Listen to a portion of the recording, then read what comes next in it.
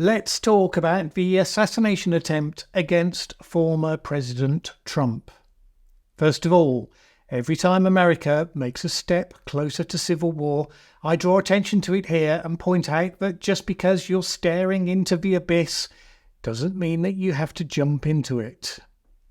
And yet, we keep following that script almost to the letter.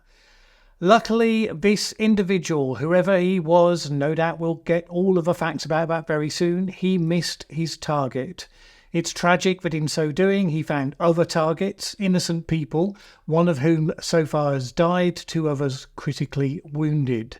There is no universe where this sort of action achieves your goals. Unfortunately, every society has a percentage of total morons who persuade themselves otherwise. One such moron, after all, shot Archduke Franz Ferdinand in 1914 and in so doing kicked off the First World War. Because yes, actions have consequences, sometimes terrible beyond imagination. If this person was trying to prevent Trump from becoming president, which presumably he was, well, he handed him the most potent propaganda gift that anyone could have. This image will become one of the most famous in American history, guaranteed. The shooter, meanwhile, is dead. His name will mostly be forgotten, and in any case thoroughly disrespected, and deservedly so. Right now, it's too early for real perspective. But right now, it feels utterly irrelevant whether the Democrats replace Joe Biden or not as their candidate. Running against this guy, well, good luck with that. But like I say, too early for real perspective. There's still 4 months to go. Quite a lot can happen in that time. In his initial response to the attack, Trump played it extremely well. Very graciously, a lot better judged than some of his allies for sure. If he holds to that track, stoic determination in the face of the attacks against him, it will be extremely potent. Could well be the making of him. If adversity builds character, he's certainly a stronger man today after all the lawfare and now this than he was certainly back in 2015. Now, of course, it could play out differently, so history still has to do its thing. And look, it could be that that extra strength ends up giving strength to a tyrant in office, and people will look back and wonder whether it was this incident that finally pushed him over the line. It's a sliding doors moment. Really, there are a lot of ways that this can go, depending on the choices made. Now, all the grown-ups have done what they should, condemn the violence out of hand. Totally unacceptable, no ifs, no buts. American politics has often, through its history, seen heated and existential rhetoric between political candidates, going back to the earliest days of the Republic. That is still democracy being played within the rules of the game. Sometimes ugly, sometimes unfair. But if political violence gets normalised, you no longer have a democracy or a republic. So everyone has an interest in looking into the abyss this moment has made visible and stepping back.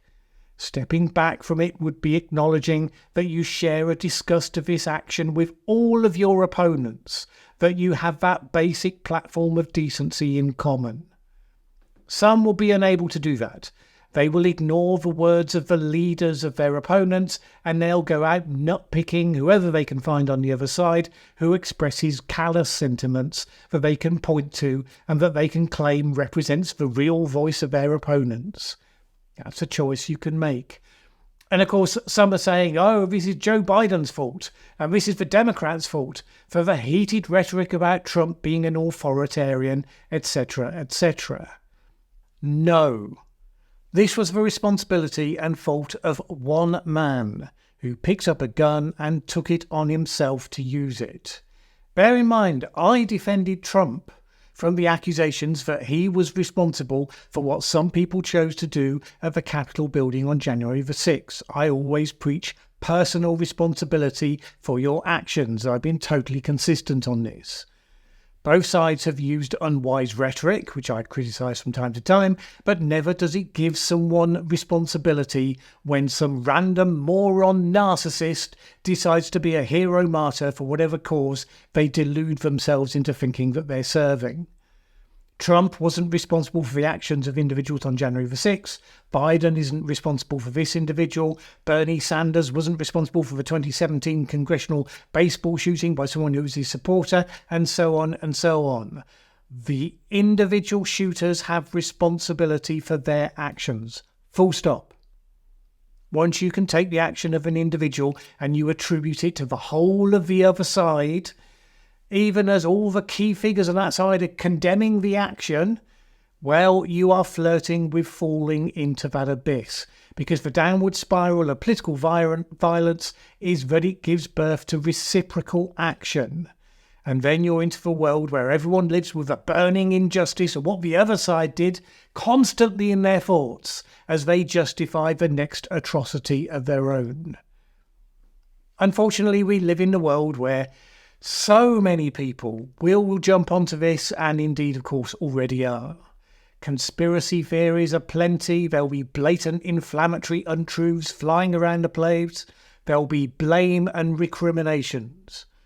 When things get serious, it is the time to step back and keep a cool head. See the world clearly, which you will do by waiting for facts rather than embracing the latest hot takes. Now, you might conclude from all of this it would be good for America if the heat of the rhetoric could be dialed down a bit, less of the existential threat language. That it would be good if everyone could agree to respect the election result, for instance, if everyone could call for mutual respect even while fighting the battles of ideas for the future as hard as they feel they must. It would be good as well if people could stop trying to jail their political opponents. These are all downward spiral actions, and you've just now had a glimpse of where they can lead to. I mean, I've been saying it for the last couple of years, but now you've clearly seen it right in front of your eyes. Back away from the edge. Make politics normal again. This is one of those make or break moments where the choices of the key players is really going to matter. And sometimes it can be a good thing. Sometimes a moment like this can shock a country awake to the danger it's sleepwalking into. Let's hope it's that and not the alternative.